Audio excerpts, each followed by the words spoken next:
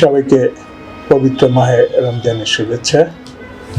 রমজান আমাদের অনেক আশা আকাঙ্ক্ষা নিয়ে আসে।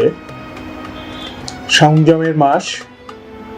সারা বছর আমরা কিভাবে চলবো না চলবো তার একটি প্রশিক্ষণের মাস এই রমজান।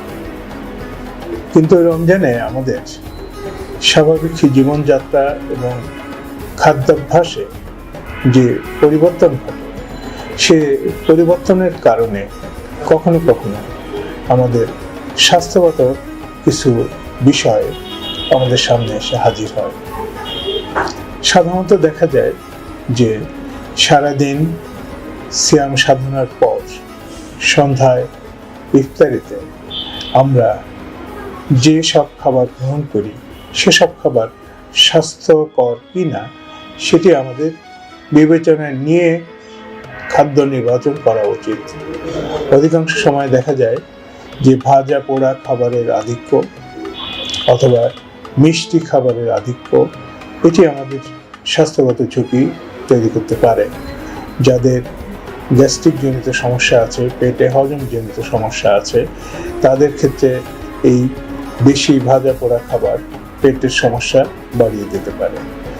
অন্যদিকে যাদের ডায়াবেটিস আছে তাদের ক্ষেত্রে মিষ্টি জাতীয় খাবার যদি বেশি বেশি খাওয়া হয় তাহলে ডায়াবেটিসটা অনিয়ন্ত্রিত হয়ে যেতে পারে।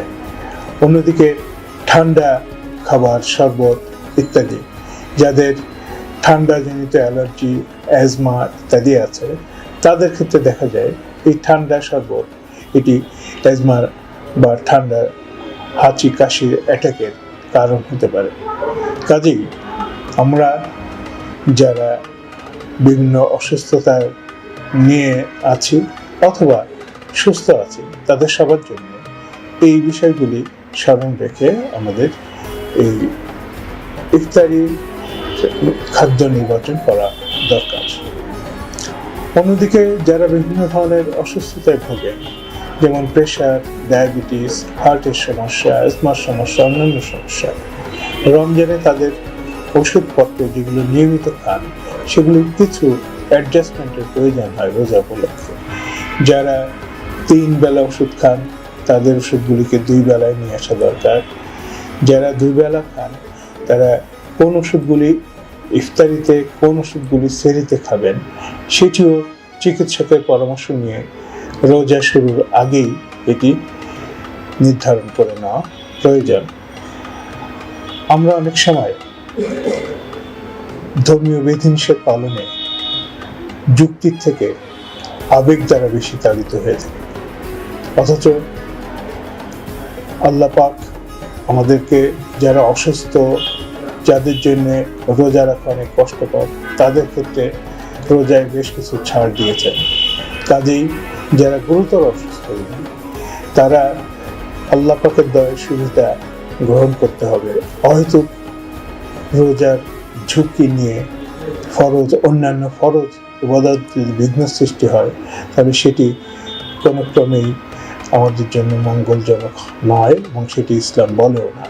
কাজেই সেসব ক্ষেত্রে অবশ্যই চিকিৎসকের পরামর্শ নিয়ে রোজা রাখতে পারবেন কি না সে বিষয়ে রমজানের আগেই সিদ্ধান্ত নিতে হবে।